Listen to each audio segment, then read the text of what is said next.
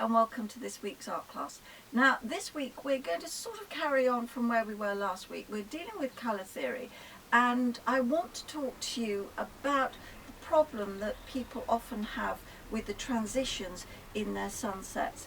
When they're moving from one colour to another, sometimes it can get really quite muddy. So this week I want to show you how to paint a sunset and keep your colours clean and bright. Right, so let me just show you how this works. Now, let's go with some French ultramarine. We'll do two sunsets, so see if we can get it quite dark at the top. Just quite make it fairly dark. Let's have a little bit of the Winsor blue as well.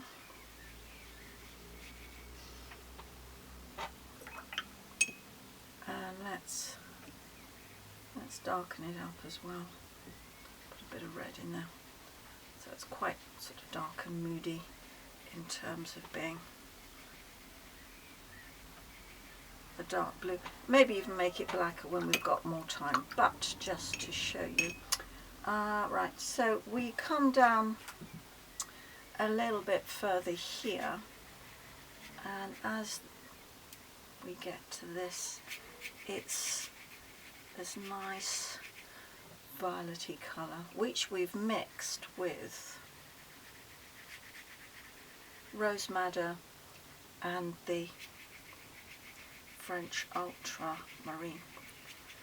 Now at the bottom half of this lovely sunset we have the sun, and where it is very light, it's just the plain paper, and then to the outside of the glow it's quite yellow. Okay, do a bit on the other side with the other. So there's the sun going down over the mountains. Now we want to go from this lovely bright red, and we want it to be very dramatic, so we want it to be orange. So we're using this lovely bright cadmium red, so it's very dramatic. And then we want to go into the violet, but you can see at that point where the orange joins the violet, it's going quite sort of greyish and possibly a little disappointing. Okay, so what you need to do is by all means make your dramatic orange that you want, but in order for the orange to merge into the violet, what you have to do is change your red. So you can go from one red to another red, and it's not a problem at all, and then it will happily merge into that violet colour. Can you see? So this bright pink glowing just gorgeous sunset, this going from the yellow to the orange and then getting slightly grey, a little bit dull. These aren't bad colours, you could use them elsewhere, but you can see with this one you've got so much more of a glow, and you've achieved that by going from one red to the other rather than trying to take this orange red up into the blue where it starts to get muddy. So today we're going to paint a sunset. Let's go for it.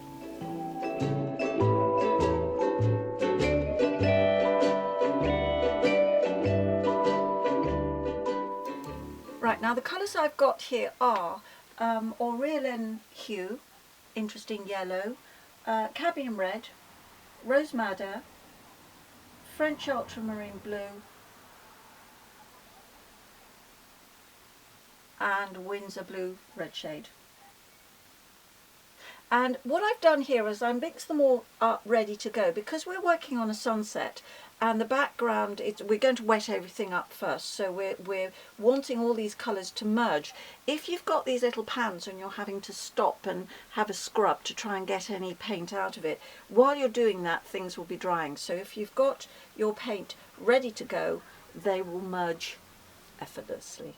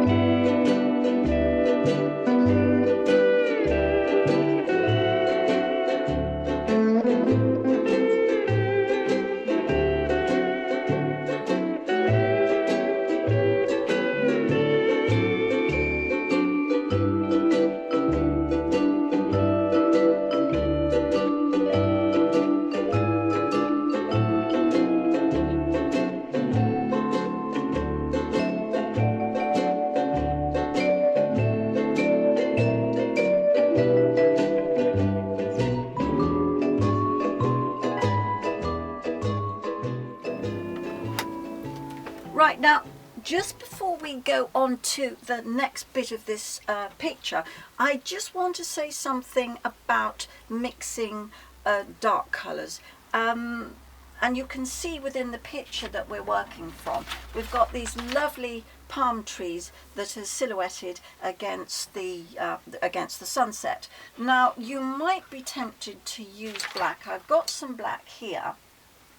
It's a colour I very, very, very rarely use. If I have some, I tend to use it for just exercises and things like this. I've put together a couple of very, very simple sunsets here, and here we'll do the black, and at that point it has a look to it which is quite interesting, and we'll use this little brush here to do some of the palm tree leaves, so just like that. And like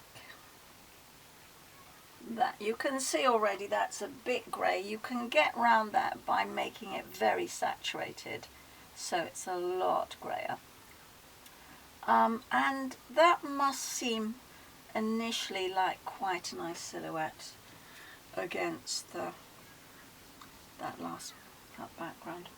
But as you pull it out from being less saturated, you can see it's quite a grey colour. So let's just put a lot more of the colour in.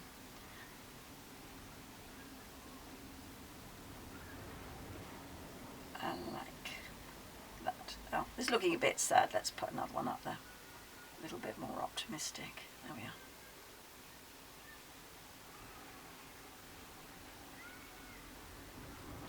Right, so there's your black palm tree. Now what I'm suggesting is we're going to make a dark. We're going to mix our own black, and you can see I've got the same colours here. There's the lemon yellow, the Aureolin yellow, the, what was it, cadmium red, rose madder, French ultramarine, and the Windsor blue red shade. Now basically when we were talking about making mud and avoiding making mud, what we're going to do this time is just mix all of these colours together in any proportions you like. It really doesn't matter. Obviously you don't want it to be too red, because then it's not going to be as dark as you want it. But we're going to use any and all of these colours and see if we can make a really good black. Now at that point you can see it's a very muddy purple. We'll go with more of the blue, but at some point it might feel a little bit that it's too blue and you're just mixing a dark blue rather than a black. But at that point, that's when you want to have more of the other colours. And you can see here, because this particular black is made up of lots of different colours, it's more velvety. Can you see it's sort of flatter, and it has more of a depth. Actually, that would help if I...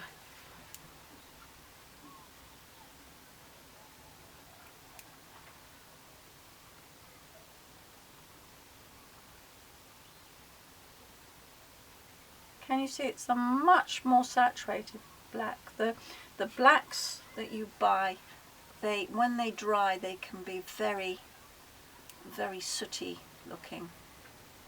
But by all means, you know, mix a blue black or a reddish black or any sort of variable that suits you.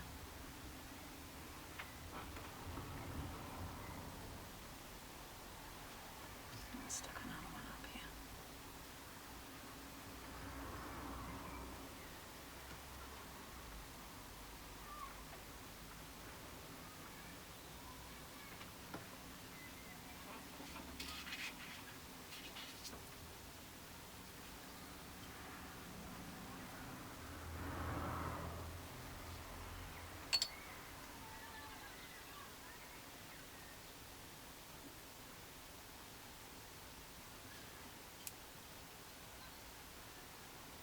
Actually, this is quite a sort of purpley black.